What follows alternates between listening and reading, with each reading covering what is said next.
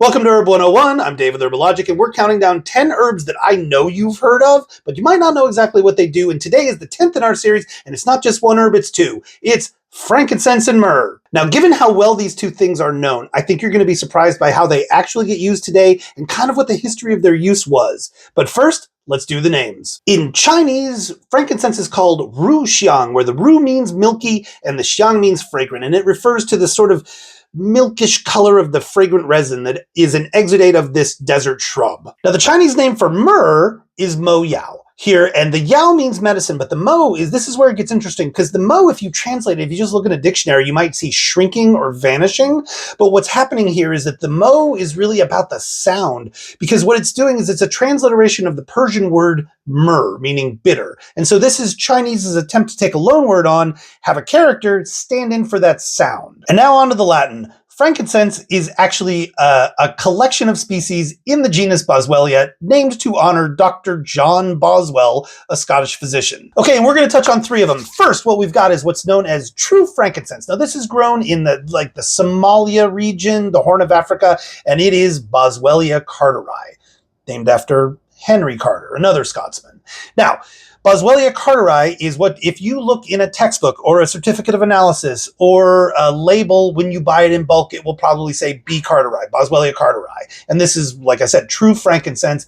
It is what typically gets used in the herb trade, although sometimes it can be substituted out. Now, if you're wondering why an ancient Arab medicinal is named after two Scotsmen, because colonialism. Now, our second species, Boswellia sacra, or sacra, which is sacred, right? It's used in rites and rituals. It's typically grown in Oman, and it's used for postpartum fumigation. It's used to exorcise malevolent jinns, the sort of spirits of the desert, although they're not malevolent. But I'm going to tell you, if you have to ask it to leave, that's a red flag. And there's Boswellia serrata, which is grown in the Punjab region in northern India. Now, that is prized in Ayurvedic medicine, where it is called shalaki. I'm not an Ayurvedic guy, so if I got that wrong, please let me know. Now, the Latin for myrrh is Commiphora myrrha, and where the Commiphora here, comma means gum, and phora means bearing, so gum bearing, and the myrrha actually refers to a Greek myth. And I'm going to tell you right now that if I told you the whole myth, I would definitely get a community guidelines violation. It's that kind of Greek mythology, but let's just say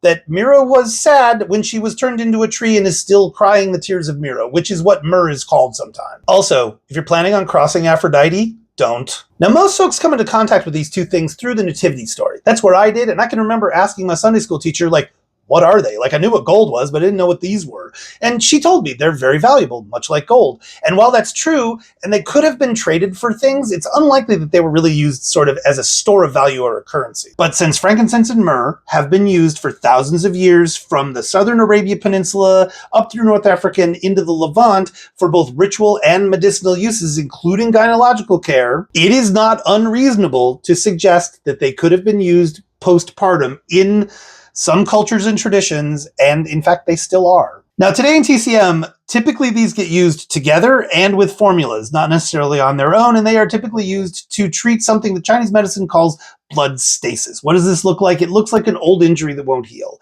It looks like a bruise that lingers, right? And the idea here is that they break up and move that stagnation.